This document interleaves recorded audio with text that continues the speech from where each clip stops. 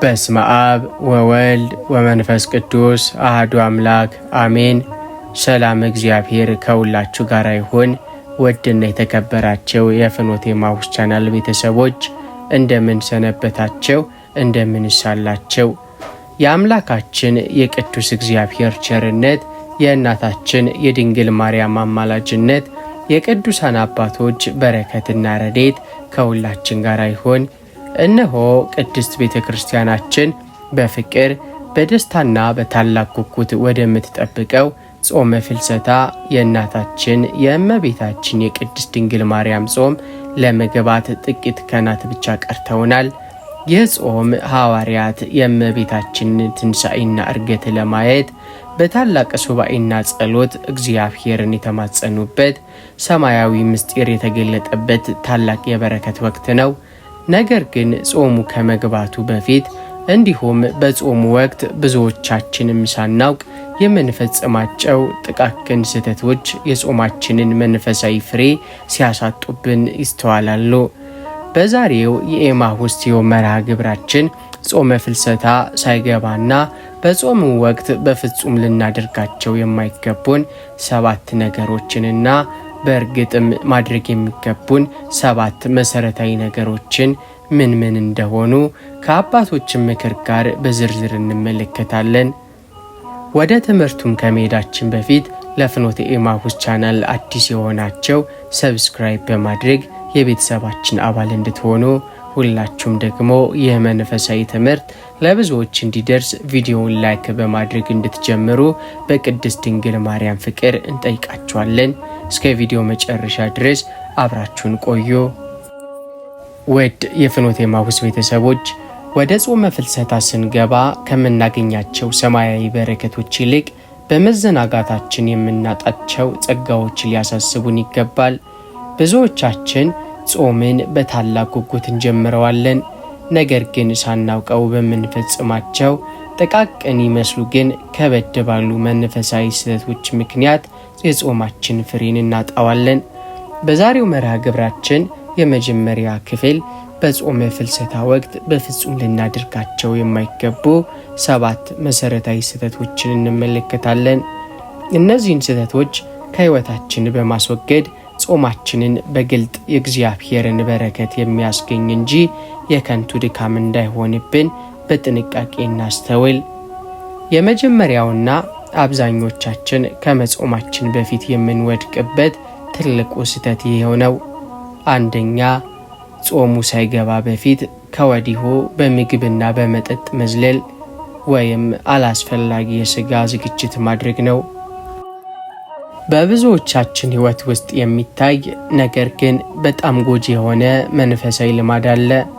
ጾመ ፍልሰታ ሊገባ ጥቂት ቀናት ሲቀሩት ወይም በዋዜማው ነገ እኮ ጾም ሊገባ ነው፣ ከነገ ጀምሮ ሥጋ እንበላም መጠጥም አንጠጣም በሚል ምክንያታዊነት በምግብና በመጠጥ መዝለል፣ ከልክ በላይ መብላትና መጠጣት እንዲሁም ወደ አላስፈላጊ የሥጋ መዝናኛዎች መገስገስ ነው።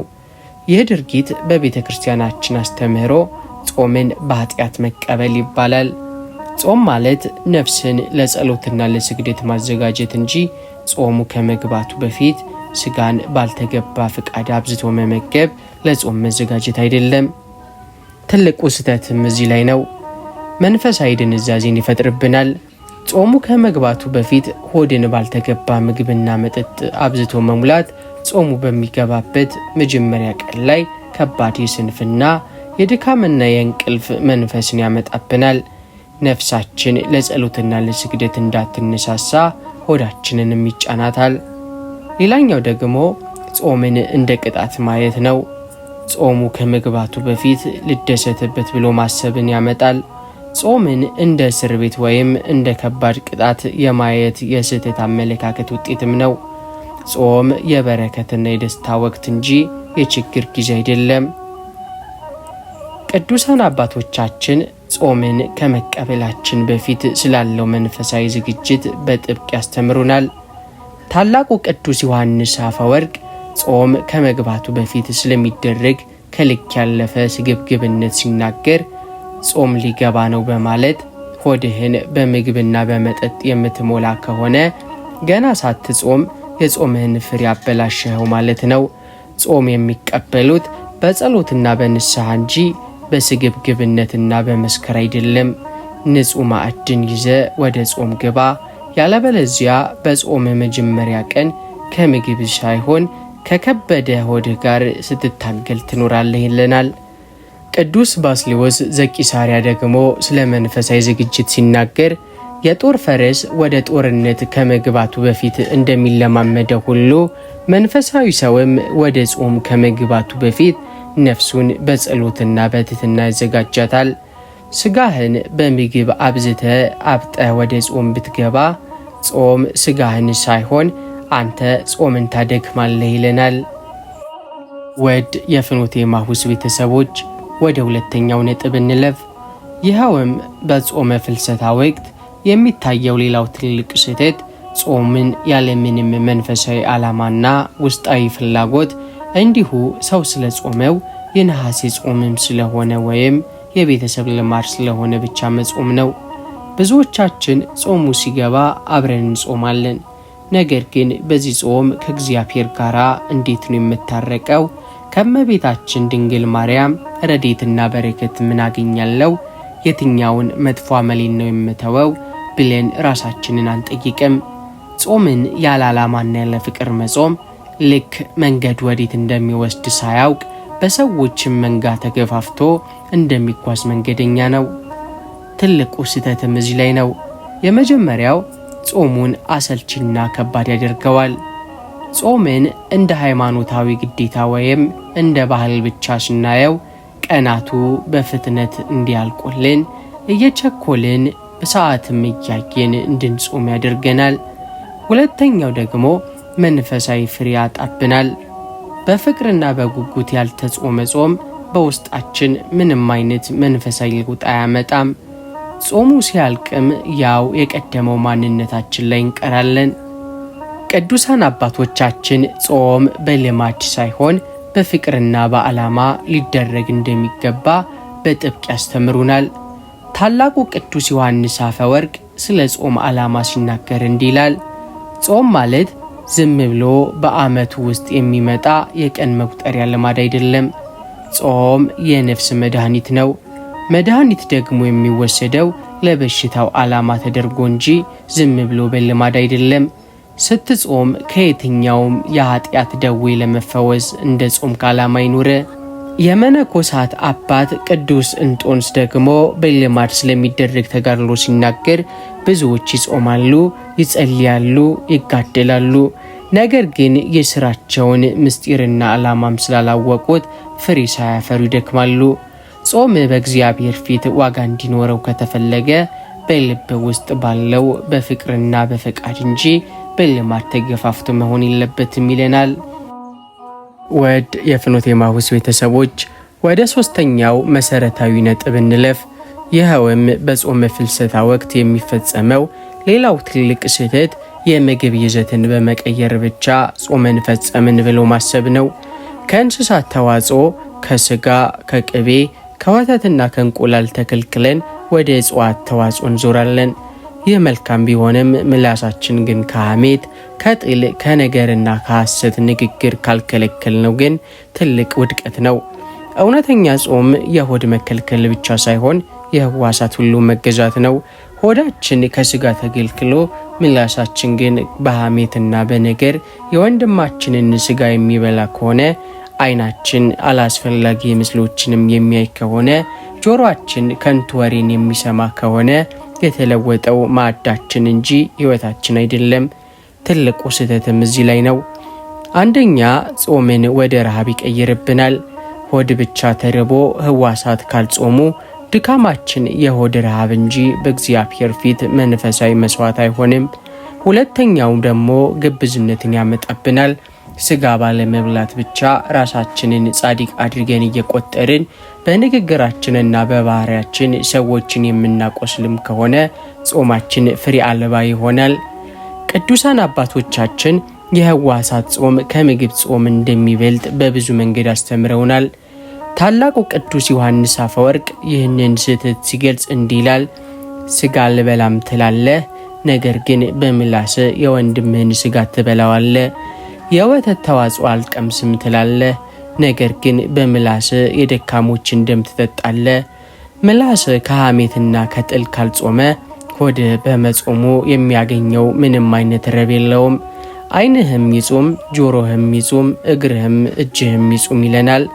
ታላቁ ቅዱስ ባስልዮስ ደግሞ ከምግብ እየተከለከልክ በቂምና በጥል በሐሜትና በሐሰት ውስጥም የምትኖር ከሆነ ጾመ ዋጋ የለውም።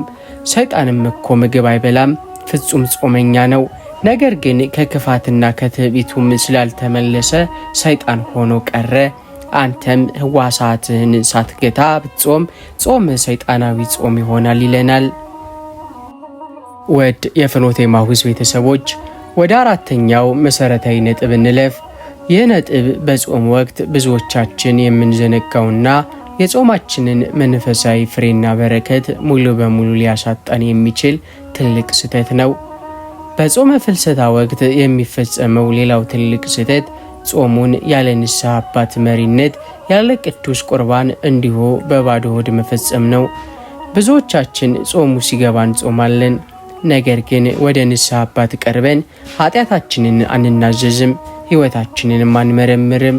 እንዲሁ ቅዱስ ሥጋውን ክቡር ደሙን ለመቀበልም አንተጋም። ጾም ማለት በጥቅሉ የዝግጅት ወቅት ነው። የሚዘጋጀው ደግሞ ለሰማያዊ ማዕድ ለቅዱስ ቁርባን ነው። ንስሐ ሳይገቡና ሥጋ ወደሙንም ሳይቀበሉ ዝም ብሎ መጾም ልክ ለአንድ ትልቅ ሰርግ ተዘጋጅቶና ጊጦ ሰርጉ ላይ ሳይበሉና ሳይጠጡ እንደመመለስ ይቆጠራል። ጾም ነፍስን የማንጻት ሂደት ሲሆን ንስሐ ደግሞ የቆሸሸውን የነፍስ ልብስ ማጠቢያ፣ ቅዱስ ቁርባን ደግሞ ነፍስን በጽድቅ ማቅለሚያና ማጌጫ ነው። ትልቁ ስህተትም እዚህ ላይ ነው። አንደኛው የሐሰት ትሕትናን ያሳየናል። እኔ ገና ነኝ፣ አልበቃውም፣ ኃጢአተኛ ነኝ በሚል የሐሰት ትሕትና ከንስሐ አባትና ከቅዱስ ቁርባን መሸሽ ነው። ሁለተኛው ደግሞ ራስን በራስ እንደ ጻድቅ መቁጠር። ያለ ንስሐ አባት መሪነት በራሳችን ፈቃድ ብቻ የምንጾመው ከሆነ ጾማችን በትዕቢት የመመኪያና ራሳችንንም በራሳችን እንደ ጻድቅ የምንቆጥርበት የስህተት መንገድ ይሆንብናል። ቅዱሳን አባቶቻችን ጾም ያለ ንስሐና ያለ ቁርባን ፍጹም ሊሆን እንደማይችል በጥብቅ ያስተምሩናል። ታላቁ ቅዱስ ዮሐንስ አፈወርቅ ስለዚህ ጉዳይ ሲናገር እንዲህ ይላል። ከኃጢአት ሳትነጻና ሳትቀደስ ወደ ቅዱስ ቁርባን አትቅረብ፣ ነገር ግን ከንስሐና ከቅዱስ ቁርባንም አትራቅ። ጾም የሚጠቅመው ነፍስን አዘጋጅቶ ለቅዱስ ቁርባን የበቃች ሲያደርጋት ነው። ያለ ንስሐ የሚጾም ሰው ውሃ በሌለበት ምድረ በዳ ድንኳን እንደመትከል ነው። ድንኳኑ አለ፣ ነገር ግን የሚጠጣ ውሃ የለም። ጻድቁ አባታችን አቡነ ገብረ መንፈስ ቅዱስና ሌሎችም አባቶች ወደ ጾምና ሱባኤ ሲገቡ መጀመሪያ የሚያደርጉት ነገር ቢኖር በንስሐ ተለይተው በሥጋ ወደሙም ታትመው ነው። ምክንያቱም የሰይጣንን የፈተና ፍላጻ መቋቋም የሚቻለው በጾም ብቻ ሳይሆን በውስጣችን ባለው በክርስቶስ ሥጋና ደም አማካኝነት በመሆኑ ነው።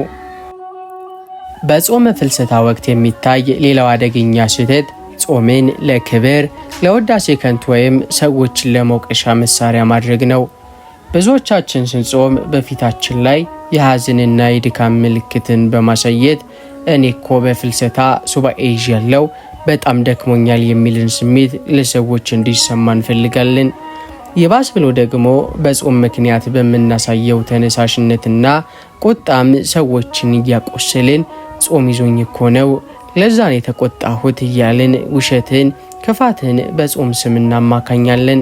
ጾም ሰላምና ትህትናን ሊያስተምርን ሲገባም ሰዎችን ለመንቀፍና እነገሌ እኮ አይጾሙም እኔ ግን እጾማለሁ በሚል የትዕቢት መንፈስ ሌሎችን ዝቅ አድርገን እንድንመለከትም ካደረገን ጾማችን ወደ ውድቀት እያመራን ነው። ትልቁም ስህተት እዚህ ላይ ነው። የመጀመሪያው የሰማይ ዋጋን ማጣት። እግዚአብሔር በስውር የተደረገውን የሚያይ አምላክ ነው። ሰዎችን ለማስደመም ወይም በሰዎች ዘንድ መንፈሳዊ ለመባል የሚጾም ሰው ዋጋውን ከሰዎች ሙገሳም ስላገኘ በእግዚአብሔር ፊት ምንም አይነት የጽድቅ መዝገብ አይኖረውም። ሁለተኛውም ጾምን የቁጣ ሰበብ ማድረግ። ጾም ይዞኝ ነው እያሉ በሰዎች ላይ መቆጣትና መበሳጨት የጾምን መንፈሳዊ ትርጉምን ማጣት ነው። ጾም የስጋ ፍቃድ የሚሰበርበት እንጂ የቁጣ መንፈስ የሚነሳሳበት ወቅት አይደለም። ጌታችንና ቅዱሳን አባቶቻችን ስለ ስውር ጾም ታላቅነትና ስለ ግብዝነት አደገኛነት አጥብቀው አስተምረውናል። ጌታችን ኢየሱስ ክርስቶስ በወንጌል እንደነገረን ስትጾሙ እንደ ግብዞች አትጠውልጉ፣ ለሰዎች እንደ ጾሙ ሊታዩ ፊታቸውን ያጠፋሉና እውነት እልሃለሁ ዋጋቸውን ተቀብለዋል። አንተ ግን ስትጾም በስውር ላለው አባትህ እንዲታይ እንጂ ለሰዎች እንዳይታይ ራስህን ተቀባ፣ ፊትህንም ታጠብ፣ በስውር የሚያይ አባትህም በግልጥ ይከፍልሃል። የማቴዎስ ወንጌል ምዕራፍ 6 ከቁጥር 16-18። ታላቁ ቅዱስ ዮሐንስ አፈወርቅ ይህንን የትዕቢት ጾም ሲገስጽ እንዲህ ይለናል። በጾም ምክንያት በትዕቢት የምትወጠርም ከሆነ ባትጾም ይሻልሃል። ምክንያቱም አለመጾም ስጋን ያደልባል፣ ትዕቢት ግን ነፍስን ይገድላል። ጻድቅ ነኝ ብለህ በልብህ ካሰብክ ያሰብክበት ሰከንድ የጽድቅ ፍጻሜና የውድቀት መጀመሪያ ናት። ወደ 6ኛው መሰረታዊ ነጥብ እንለፍ። በዚህ በቴክኖሎጂ ዘመን በጾመ ፍልሰታ ወቅት የሚፈጸመው ትልቁና አዲሱ ስህተት የሚዲያ ጾም አለማድረግ ነው። ብዙዎቻችን ከስጋና ከወተት ተከልክለን ማዕዳችንን እናጸዳለን። ነገር ግን ቀኑን ሙሉ ስልካችን ላይ በመቀመጥ ቲክቶክ፣ ፌስቡክ፣ ዩቲዩብ እንዲሁም ቴሌግራም ላይ የሚለቀቁ አላስፈላጊ የሆኑ ቪዲዮዎችን፣ የዓለማውያንን ጨዋታዎች፣ ጭቅጭቆችንና የኃጢአትን ምስሎች በአይናችን ስናይ እንውላለን። ጾም ማለት ህዋሳትን መግዛት ነው። ዓይንና ጆሮ ደግሞ ወደ ልብ የሚወስዱ ዋና ዋና በሮች ናቸው። በአንድ በኩል በጾምና በጸሎት ልባችንን ለመቀደስ እየሞከረን፣ በሌላ በኩል ግን በማህበራዊ ሚዲያ በሚለቀቁ ጸያፍና ከንቱ ወሬዎች አእምሯችንንም የምንሞላው ከሆነ በጾሙ የምናገኘው መንፈሳዊ ሙቀት ወዲያውኑ በቅዝቃዜ ይተካል። ስልካችንን ሳናጾም ዓይናችንን ሳንገስጽ የምንጾመው ጾም ውስጣዊ ሰላምንም አይሰጠንም። ትልቁ ስህተትም እዚህ ላይ ነው። የመጀመሪያው የጸሎት መንፈስን መስረቅ። አእምሯችን በማህበራዊ ሚዲያ ጫጫታ ከተሞላ የእግዚአብሔርን ረቂቅ ድምፅ ለመስማት አንችልም። ለጸሎት በምንቆምበት ጊዜም ያየናቸውን የሰማናቸውን ከንቱ ነገሮች በህሊናችን እየተመላለሱ አእምሯችንን እንዲበትኑ ያደርጋሉ። ሁለተኛውም ጊዜን በከንቱ ማባከን ነው። በሱባኤና በጸሎት ማለፍ የነበረበትን ውድ የጾመ ፍልሰታን ጊዜ በስልክ ስክሪን ላይ በመቀመጥ በከንቱ ማቃጠል ነው። ቅዱሳን አባቶቻችን ከዓለም ጫጫታና ካላስፈላጊ ትዕይንቶች መራቅ ስላለው ጥቅም አጥብቀው አስተምረውናል። ታላቁ ቅዱስ ባስልዮስ ስለ ህዋሳት መጠበቅ ሲናገር እንዲላል፣ የኃጢአት መግቢያ በሮች ዓይንና ጆሮ ናቸው። አንተ ምግብህን እየጾምክ በዓይንህና በጆሮ ግን ክፉ ነገርን ወደ ነፍስ የምታስገባም ከሆነ ቤቱን በሩንም ዘግቶ በጀርባው በኩል ሌባ እንደሚያስገባ ሰውነ።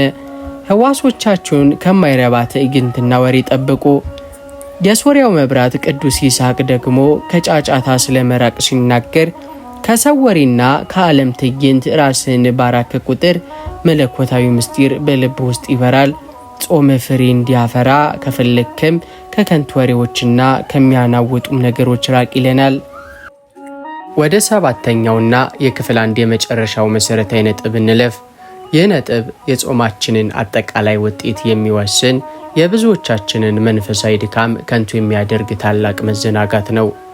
በጾመ ፍልሰታ ማክተሚያ ላይ ነሐሴ 16 የእመቤታችን የዕርገቷ በዓል ሲከበር የሚሰራው ትልቁና ገዳዩ ስህተት ጾሙ እንደተፈታ ወዲያውኑ ወደ ቀደመው መጥፎ አመላችን ኃጢአታችንና ስድባችን መመለስ ነው።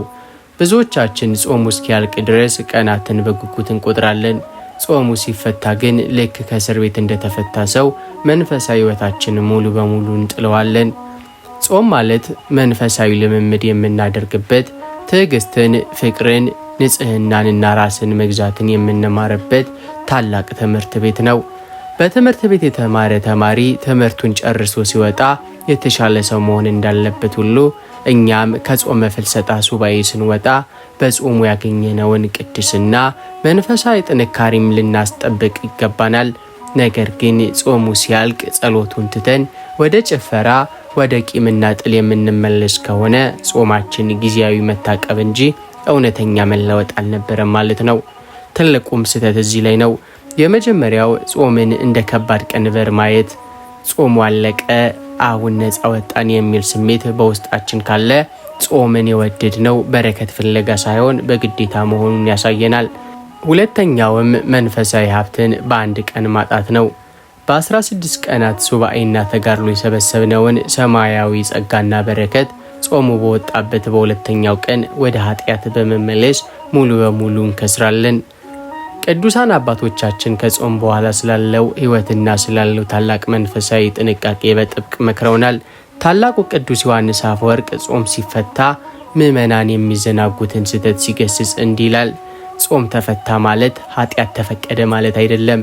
ማዕዱ ተለወጠ ማለት ሥርዓተ እግዚአብሔር ተሻረ ማለት አይደለም። የጾም ፍሬ በሕይወት ዘመን ሁሉ አብሮ ሊኖር ይገባል። ከጾም ከወጣ በኋላ ወደ ቀደመው ሕይወትህ ወደ ኃጢአት የምትመለስ ከሆነ በጾም ወቅት የደከምከው ድካም ሁሉ ዋጋ ቢስ ይሆናል።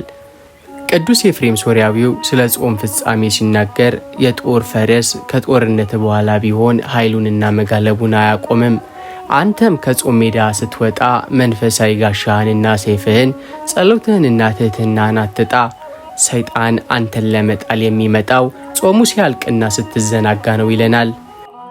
ወደ የፍኖተ ኤማሁስ ቤተሰቦች እስካሁን የተመለከትናቸው 7 ነጥቦች በጾመ ፍልሰታ ወቅት በፍጹም ልናደርጋቸው የማይገቡ ዋና ዋና ስህተቶችን ነበር።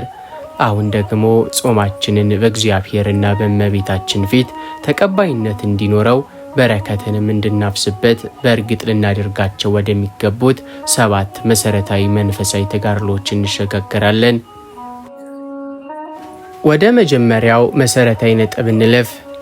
ጾመ ፍልሰታ ከመግባቱ ጥቂት ቀናት ቀደም ብሎ ልናደርገው የሚገባን የመጀመሪያውና ዋነኛው ነገር ነፍሳችንን፣ ልባችንን ለመንፈሳዊ ጉዞ ማዘጋጀት ነው። የትኛውም ገበሬ ዘር ከመዝራቱ በፊት መሬትን እንደሚያለሰልስና እንደሚመነጥር ሁሉ እኛም የጾሙን መንፈሳዊ ዘርና በረከት በልባችን ለመቀበል አስቀድመን ልባችንን በንስሐ ማለስለስ አለብን። ወደ ንስሐ አባት በመሄድ አእምሯችንና ልባችንን ከበደል ከቅሬታና ከኃጢአት ማጽዳት፣ እንዲሁም አምላኬ ሆይ ይህንን የእመቤታችንን ጾም በሰላም አስጀምረ በሰላም አስፈጽመኝ፣ በጾሙም የማገኘውን ረድኤትና በረከት ማታሳጣኝ እያልን በጸሎት ራሳችንን ማዘጋጀት ይገባናል። የመንፈሳዊ ዝግጅቱም ጥቅሞች የመጀመሪያው መንፈሳዊ ብርታትን ይሰጠናል። አስቀድሞ በንስሐና በጸሎት የተዘጋጀ ልብ ጾሙ በሚገባበት ጊዜ ያለምንም ከባድነትና ስንፍናም በደስታና በብርታት እንዲጾም ያደርገዋል። ሁለተኛው ጸሎትን ፈጣን ያደርጋል። በንስሐ የጠራች ነፍስ የምታቀርበው ጸሎትና ስግደት በቀጥታ ወደ እግዚአብሔር ፊት የሚደርስ ቅዱስ መስዋዕትም ይሆናል። ቅዱሳን አባቶቻችን ለጾም አስቀድሞ ስለመዘጋጀትም ታላቅነት እንዲህ ሲሉ አስተምረዋል። ታላቁ ቅዱስ ዮሐንስ አፈወርቅ ስለ ንስሐና ጾም ቅድመ ዝግጅት ሲናገር ወደ ጾም ሜዳ ከመግባት በፊት በንስሐ ታጠብ፣ የቆሸሸ ልብ ይዘ ወደ ድግስ ቤት እንደማትሄድ ሁሉ በኃጢአት የቆሸሸች ነፍስንም ይዘ ወደ ቅዱሱ የጾም ማዕድ አትቅረብ። ንስሐ የነፍስ መታጠቢያ ናት፣ ጾም ደግሞ የጽድቅ ልብስ ማልበሻ ነው ይለናል። ቅዱስ ኤፍሬም ሶርያዊው በጸሎቱ ላይ አምላኬ ሆይ ወደ ጾም ከመግባቴ በፊት የልቤን በሮች በንስሐ እንባ እንድከፍት እርዳኝ። ጾሜ በስጋ መራብ ብቻ ሳይሆን በነፍስ መታደስ እንዲሆን አስቀድመ ልቤን አዘጋጀው በማለት ይጸልያል። በጾመ ፍልሰታ ወቅት ልናደርገው የሚገባው ሁለተኛውና መሰረታዊ ነገር ከምግብና ከመጠጥ መከልከል ወይም ቁሳዊ ጾም ባሻገር ሙሉ ሕዋሶቻችንን ለእግዚአብሔር ማስገዛት ወይንም የሕዋሳትን ጾም መጾም ነው። ስጋችን ከምግብ ሲከለከል አብሮ ዓይናችን ካላስፈላጊ ከጸያፍ እይታ፣ ጆሮአችን ከሐሜትና ከከንቱ ወሬ፣ ምላሳችን ከስድብ ከሐሰትና ከቁጣ ንግግር፣ እጃችንም ከክፉ ሥራ፣ እግራችን ደግሞ ወደ ኃጢአት ስፍራ ከመገስገስ መከልከል አለበት። እውነተኛ ጾም ማለት መላው ማንነታችን ውስጣዊና ውጫዊ ሕዋሶቻችን ለእግዚአብሔር ሕግና ፈቃድ የሚገዙበት ወቅት ነው። የሕዋሳት ጾም ጥቅሞችን እንመልከት። የመጀመሪያው ውስጣዊ መንፈሳዊ ሰላምን ይሰጠናል። ሕዋሶቻችን ከኃጢአት ሲከለከሉ ልባችን በእግዚአብሔር ሰላምና ፍቅር ይሞላል። ለጸሎትና ለስግደትም ታላቅ መነቃቃትን ያገኛል። ሁለተኛው ጥቅም ደግሞ ጾማችንን እውነተኛ መስዋዕት ያደርገዋል። በሆድ ብቻ ሳይሆን በሙሉ ማንነታችን ስንጾም ጾማችን በሰማይ አባታችን ፊት የተወደደና ደስ የሚያሰኝ መዓዛ ያለው መስዋዕትም ሆኖ ይቀርባል። ቅዱሳን አባቶቻችን የሕዋሳትን ጾም ስላለው ታላቅ መንፈሳዊ ዋጋ አጥብቀው አስተምረዋል። ታላቁ ቅዱስ ባስልዮስ ስለ ሕዋሳት ጾም ሲያስረዳህ እንዲህ ይላል። እውነተኛ ጾም ማለት ከክፉ ነገር ሁሉ መራቅ ነው። ምላስን ከመሐላና ከሐሰት፣ ቁጣን ከልብ፣ ፍትወትንም ከህሊና፣ ሐሜትን ደግሞ ከአንደበት ማስወገድ ነው። ከምግብ እየተከለከልክ ምላስህን ሰዎች የሚያቆስልም ከሆነ ዓይንህም አላስፈላጊ ነገርን የሚያይ ከሆነ ጾምህ ሙሉ አይሆንም። ማር ይስሐቅ ወይም ቅዱስ ይስሐቅ ሶርያዊ ደግሞ ዓይኑን የሚያስገዛ ሰው ልቡን ያጸዳል፣ ምላሱን የሚያስገዛ ሰው ደግሞ ነፍሱን ከመከራ ያድናል፣ ሕዋሳቱን የገዛ ሰው እውነተኛ የክርስቶስ ተጋዳይ ነው ይለናል። በጾመ ፍልሰታ ወቅት በእርግጥ ልናደርገው የሚገባው ሶስተኛው መሰረታዊ ነገር ምጽዋትንና ለተቸገሩ ወገኖች ቸርነትን ማድረግን ማብዛት ነው። ጾም ማለት ራሳችንን ከምግብ በመከልከል የተራቡትንና የተቸገሩትን ሰዎች ሕመምም የምንረዳበት፣ የራሳችንን ማዕድ ለሌሎች የምናካፍልበት የታላቅ የፍቅር ወቅት ነው። ከራሳችን ከቤታችን የሚተርፈውን ወይም በጾም ምክንያት የምንቆጥበውን ምግብና ገንዘብ ለተራቡ፣ ለታረዙ፣ ለተቸገሩ ወገኖቻችን በታላቅ ትህትናና ፍቅር ልናካፍል ይገባል። ጾም ያለ ምጽዋት ደረቅና ክንፍ የሌለው ወፍ ይመስላል። ምጽዋት ሊታከልበት ግን ጾማችን በቀጥታ ወደ ሰማያዊ እግዚአብሔር ዙፋን ይወጣል። የምጽዋትና የቸርነት ጥቅሞች ለጾም ክንፍ ይሆናል። ጾምና ጸሎት በምጽዋት ሲደገፉ የእግዚአብሔርን ምሕረትና ይቅርታ ፈጥነው ወደ ሕይወታችን ያወርዳሉ። ሁለተኛውም የእመቤታችንን ፍቅር ይገልጣል። እመቤታችን ቅድስት ድንግል ማርያም የርኅራኄና የቸርነት እናት ናት። እኛም በጾሟ ወቅት ለተቸገሩት ርኅራኄን ስናሳይ የእመቤታችን ልጆች መሆናችንን እናስመሰክራለን። ቅዱሳን አባቶቻችን ምጽዋት ከጾም ጋር ስላለው ረቂቅና ታላቅ ቁርኝነት አጥብቀው አስተምረዋል። ታላቁ ቅዱስ አውግስጢኖስ ስለ ጾምና ምጽዋት ተያያዥነት ሲናገር እንዲህ ይላል። ጸሎት ወደ ሰማይ እንዲበርና በፍጥነት እንዲያርግም ከፈለግ 2 ክንፎችን ስጠው። እነርሱም ጾምና ምጽዋት ናቸው። ምጽዋት የሌለው ጾም ክንፍ እንደሌለው ወፍ ነው። ከመሬት ሊነሳና ወደ ሰማይ ሊበር አይችልም። ታላቁ ቅዱስ ዮሐንስ አፈወርቅ ደግሞ ከጾምህ የተነሳ የቆጠብከውን ምግብ ለራስ አታስቀምጠው፣ ለተራበው ወንድምህ ስጠው። በጾም ወቅት የተራበውን ሰው ብታበላው ያ ያበላኸው ምግብ በሰማይ ዘላለም የሚኖር የጽድቅ መዝገብ ሆኖ ይጠብቅሃል ይለናል።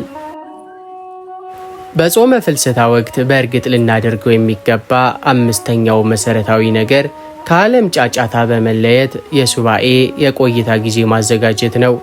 ሐዋርያት የእመቤታችንን ትንሣኤና ዕርገትን ለማየት በታላቅ ጉጉትና ፍቅር በሱባኤ እንደተጉ ሁሉ እኛም በጾመ ፍልሰታ ወቅት የተወሰነ ሰዓት ወይም ቀናትን ለይተን ለሱባኤ ልንሰጥ ይገባል። ሱባኤ ማለት ከዓለም ግርግር፣ ከከንቱ ጨዋታና ከስልክ ጫጫታም ተለይቶ በቤተ ክርስቲያን ወይም በቤታችን በጸጥታ ሆኖ ከእግዚአብሔር ጋር መገናኛ ጊዜ ነው። በስራና በዘመናዊ ሕይወት ምክንያት ሙሉ በሙሉ ቤተ ክርስቲያን መግባት ባንችል እንኳ በየቀኑ የተወሰነ ሰዓት ለምሳሌ ማለዳ ወይም ማታ ለብቻችን ሆኖ በስግደት በንባና በጸሎት የእመቤታችንን አማላጅነት የምንጠይቅበት ልዩ የሱባኤ ሰዓት ሊኖረን ይገባል። የሱባኤ ጥቅሞች፣ የመጀመሪያው መለኮታዊ ምስጢርና ሰላም ይገለጥበታል። ከዓለም ጫጫታ ተለይተን በጸጥታ ስንጸልይ አእምሯችን ይረጋጋል። የመንፈስ ቅዱስ ሰላምና ረድኤትም በልባችን ውስጥ ይበራል። ሁለተኛው የጸሎት ምላሽን ይሰጠናል። ሐዋርያት በሱባኤያቸው የተመኙትን የእመቤታችንን ዕርገት እንዳዩ ሁሉ እኛም በሱባኤ የምናቀርበው ልመና የእግዚአብሔርን ምሕረት የጸሎት ምላሽም ያመጣል። ቅዱሳን አባቶቻችን ከዓለም ተለይቶ ስለመጸለይ ስለ ሱባኤ ታላቅነት እንዲያስተምረውናል። የሶርያው መብራት ቅዱስ ይስሐቅ ስለ ጸጥታና ሱባኤ ሲናገር እንዲህ ይላል። ከሰው ጫጫታና ከዓለም ግርግር ራስን ለይተ በጸጥታ በቆምክ ቁጥር የነፍስ በሮች ይከፈታሉ። እግዚአብሔርን ማየትና ድምፁን መስማት የምትችለው በጸጥታና በሱባኤ ውስጥ በሚገኝ ውስጣዊ ሰላም ነው እንጂ በዓለም ሁከትና ጫጫታ ውስጥ አይደለም። ቅዱስ ቄርሎስ ዘኢየሩሳሌምም በጥምቀትና በሱባኤ ወቅት ስላለው ጸጋ ሲናገር ከዓለም ነቀፋና ከከንቱ ወሬ ራሳችሁን ለይታችሁ በጸሎት ትጉ። በሱባኤ የምታሳልፏት እያንዳንዷ ሰከንድ በሰማይ ዘላለም የሚኖር ታላቅ መንፈሳዊ ሀብት ታከማቻላችኋለች ይለናል። በጾመ ፍልሰታ ወቅት በእርግጥ ልናደርገው የሚገባው ስድስተኛውና መሰረታዊ ነገር በልባችን የያዝነውን ቂምና በቀል አስወግደን ይቅርታን ማድረግንና ከሰዎች ጋር መታረቅ ነው። ጾም ማለት የእግዚአብሔርን ይቅርታና ምሕረት የምንለምንበት ወቅት ነው። ታዲያ እኛ ለበደሉን ሰዎች ይቅርታ ሳናደርግ የራሳችንን በደል እግዚአብሔር ይቅር እንዲለን መለመን ተቃራኒ ድርጊት ነው። የተቀየምን፣ ያስቀየምን፣ በበደልና በነገር ያቆሰልን ወንድማችንን ወይም እህታችንን በፍጹም ልባችን ይቅር ልንል ይገባል። ይቅርታ ማድረግ ሰዎችን መፍራት ወይም መሸነፍ ሳይሆን ልባችንን ከአጋንንት አሰራር ነፃ ማውጣትና የእግዚአብሔርን ሰላም መቀበል ነው። በልባችን ቂም ይዘን የምንጾመው ጾም ውሃ በሌለበት ምድረ በዳ እንደ መዝራት ይቆጠራል። የይቅርታና የመታረቅ ጥቅሞች ጸሎታችን ተቀባይ ያደርገዋል። ይቅር ባይ ልብ የሚያቀርበው ጸሎትና ስግደት ያለምንም እንቅፋት በቀጥታ ወደ እግዚአብሔር ፊት ይደርሳል። ሁለተኛውም የእመቤታችንን እናታዊ ደስታን ያበዛል። እመቤታችን ቅድስት ድንግል ማርያም የሰላምና የፍቅር እናት ናት። ልጆቿ በቂምና በጥል ውስጥ ሳይሆን በፍቅርና በይቅርታ ተያይዘው ሲጾሙም ታላቅ ደስታን ታደርጋለች። ጌታችንና ቅዱሳን አባቶቻችን ስለ ይቅርታ አስፈላጊነት አጥብቀው አስተምረውናል። ጌታችን ኢየሱስ ክርስቶስ በወንጌል እንደተናገረ ለሰዎች በደላቸውን ይቅር ብትሉ የሰማዩ አባታችሁ እናንተን ደግሞ ይቅር ይላችኋል። ለሰዎች ግን በደላቸውን ይቅር ባትሉ አባታችሁን በደላችሁን ይቅር አይላችሁም። የማቴዎስ ወንጌል ምዕራፍ 6 ከቁጥር 14-15 ላይ። ታላቁ ቅዱስ ዮሐንስ አፈወርቅ ደግሞ በወንድም ላይ ቂም ይዘህ የምትጾም ከሆነ ጾምህ በእግዚአብሔር ፊት የተጠላ ያደርግሃል። ከምግብ መከልከል ዋጋ እንዲኖረው ከተፈለገ አስቀድመ ልብህን ከቂምና ከበቀል አጽዳው። ይቅርታ ያልተቀላቀለበት ጾም ፍሬ የሌለው ደረቅ ዛፍ ነው። ወደ ክፍል 2 7ኛውና የመጨረሻው መሰረታዊ ነጥብ እንለፍ። ይህ ነጥብ የጾማችን ሁሉ ማጠቃለያ ታላቁ መንፈሳዊ ግብና የነፍሳችን እውነተኛ ሕይወት ነው። በጾመ ፍልሰታ ወቅት በእርግጥ ልናደርገው የሚገባው 7ኛውና ዋነኛው ነገር በንስሐ አባታችን መመሪያ መሰረት ሕይወታችንን አዘጋጅተን በቅዱስ ቁርባን ለመታተም መጋደል ነው። ጾም፣ ጸሎት፣ ስግደት፣ ምጽዋትና ይቅር ባይነት ሁሉ የሚደረጉት ነፍሳችንን አዘጋጅተው ወደዚህ ታላቅ የሕይወት ማዕድ ለማቅረብ ነው። ቅዱስ ቁርባን የጌታችን የኢየሱስ ክርስቶስ እውነተኛ ሥጋውና ደሙ ነው። በዚህ በጾመ ፍልሰታ ወቅት ከኃጢአት በንስሐ ታጥበን ከሰዎች ጋር በይቅርታም ታርቀን ሥጋና ደሙን ስንቀበል ከክርስቶስ ጋር አንድ እንሆናለን፣ ዘላለማዊ ሕይወትንም እንወርሳለን። የጾማችን እውነተኛ በረከትና ፍጻሜ በክርስቶስ ሥጋና ደም መታተም ነው። የቅዱስ ቁርባን ጥቅሞች፣ የመጀመሪያው ዘላለማዊ ሕይወትን ያጎናጽፈናል። ቅዱስ ቁርባን ነፍስን የሚያድን ከኃጢአት ቁስልም የሚያወጣና ከእግዚአብሔር ጋር የሚያያይዝ ታላቅ ሰማያዊ ሀብት ነው። ሁለተኛው ከአጋንንት ፈተናም ይጠብቃል። የክርስቶስን ሥጋና ደም በልቦ የተሸከመ ሰው ሰይጣንና የክፋት ኃይላት ሊቀርቡት ሊጥሉትም አይችሉም፣ የመንፈስ ቅዱስ ማደሪያ ይሆናልና። ጌታችን ቅዱሳንም አባቶቻችን ስለ ቅዱስ ቁርባን ታላቅነት አጥብቀው አስተምረዋል። ጌታችን ኢየሱስ ክርስቶስ በወንጌል እንደተናገረው ሥጋዬን የሚበላ ደሜንም የሚጠጣ የዘላለም ሕይወት አለው፣ እኔም በመጨረሻው ቀን አስነሳዋለሁ። ሥጋዬ እውነተኛ መብል ደሜም እውነተኛ መጠጥ ነውና። የዮሐንስ ወንጌል ምዕራፍ 6 ከቁጥር 54-55። ታላቁ ቅዱስ ዮሐንስ አፈወርቅ ደግሞ ወደ ቅዱስ ቁርባን የምትቀርበው በታላቅ ፍርሃትና ፍቅር ይሆን። የክርስቶስን ሥጋና ደም የተቀበለች ነፍስ በሰይጣን ፊት እንደ እሳት የምታቃጥልና የምታስፈራ ትሆናለች። ጾምህ ፍጹም የሚሆነው በክርስቶስ ሥጋና ደም ስትታተም ነው ይለናል። ወድ የፍኖተ ኤማሁስ ቤተሰቦች የጾማችን ሁሉ ፍጻሜና ታላቁ በረከት ከክርስቶስ ጋር በስጋውና በደሙ መዋሃድ ነው። ስለዚህ በነሐሴ 16 የእመቤታችን በዓል ሲከበር ወይም በጾሙ መካከል በንስሐ ታጥበንና ተዘጋጅተን ቅዱስ ስጋውን ክቡር ደሙን በመቀበል የበረከቱ ተካፋዮች እንሁን። በዛሬው መርሃ ግብራችን በጾመ ፍልሰታ ወቅት በፍጹም ልናደርጋቸው የማይገቡን 7 ስህተቶችንና በእርግጥ ልናደርጋቸው የሚገቡ 7 መሰረታዊ መንፈሳዊ ተጋድሎዎችን በዝርዝር ተመልክተናል። አምላካችን እግዚአብሔር ይህንን ቅዱስ ጾም የሰላም፣ የፍቅር፣ የንስሐና የመታደስ ጾም ያድርግልን። የእመቤታችን የቅድስት ድንግል ማርያም አማላጅነትና እናታዊ ፍቅር፣ የቅዱሳን አበው በረከትና ረድኤት ከሁላችን ጋር ይሁን። ይህ ትምህርት ለብዙዎች መንፈሳዊ ብርሃን እንዲሆንና ለሌሎች እንዲደርስ ቪዲዮውን ላይክና ሼር ማድረጋችሁን አትርሱ። ለቻናላችን አዲስ የሆናችሁ ደግሞ ሰብስክራይብ በማድረግ የደውል ምልክቷን በመጫን የቤተሰባችን አባል እንድትሆኑ በቅድስት ድንግል ማርያም ፍቅር እንጠይቃችኋለን። በሌላ መንፈሳዊ ማዕድ እስክንገናኝ ድረስ የቅድስት ሥላሴ ቸርነት የእመቤታችን አማላጅነት አይለየን። ወስብሐት ለእግዚአብሔር ወለወላዲቱ ድንግል ወለመስቀሉ ክቡር አሜን።